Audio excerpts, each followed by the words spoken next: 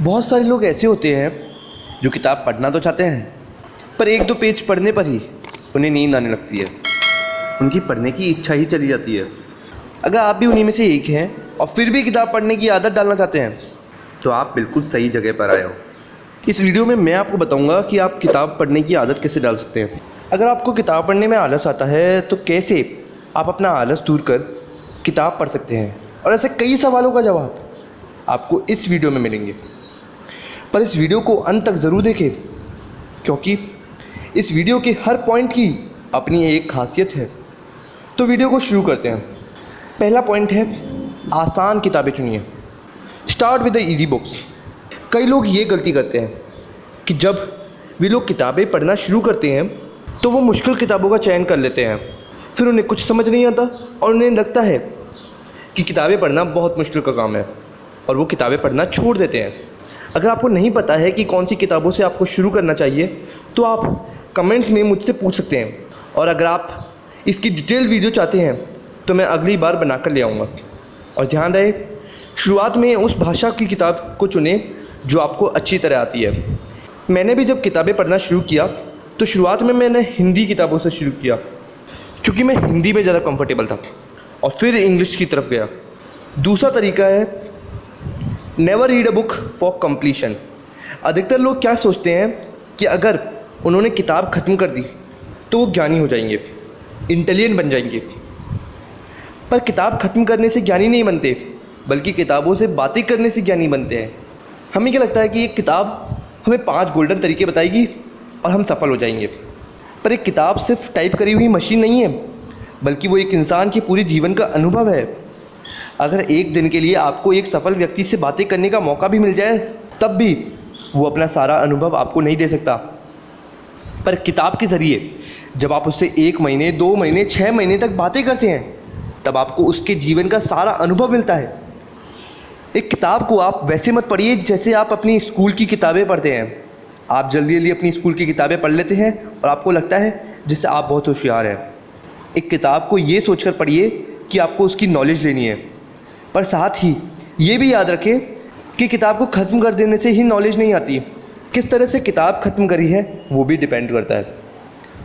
तीसरा तरीका है, डीप फोकस व्हाइल रीडिंग।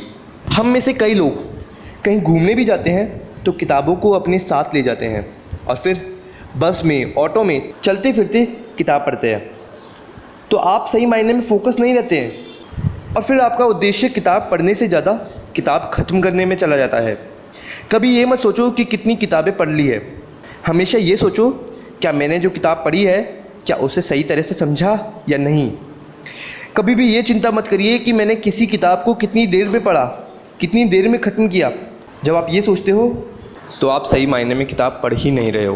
अब चौथा पॉइंट शुरू करने से पहले, अगर आपने इस चैनल को सब्सक्राइब नहीं किया है तो ज़रूर कर ले। आपको ऐसी ही काम की वीडियो मिलती रहेंगी। और मेरे इंस्टाग्राम अकाउंट को भी ज़रूर फॉलो कर ले, लिंक डिस्क्रिप्शन में है। अब चौथा point, don't read in a break. इस पॉइंट को डिटेल से समझते हैं। हम सब लोगों में कंसंट्रेशन की काफ़ी कमी पाई जाती है, जिसकी वजह से हम बहुत जल्दी डिस्ट्रैक्ट हो जाते हैं। कई लोगों के साथ ये होता है कि उन्होंने 10 मिनट किताब पढ़ी और फिर कुछ और काम करने चले गए। फिर 10 मिनट पढ़ी, कुछ नया काम याद आ गया। रीडिंग और राइटिंग ये 2 ऐसी चीज़ हैं जिसे हम अगर करना चाहते हैं तो अपने साथ थोड़ा टाइम रखना पड़ता है। मान लो आप किसी रेवोल्यूशन के बारे में पढ़ रहे हो, फिर आप जैसे ही पढ़ना छोड़कर थोड़ी देर बाद आओगे तो आपको वही माहौल बनाने के लिए वापस आपको शुरू से पढ़ना पड़ेगा।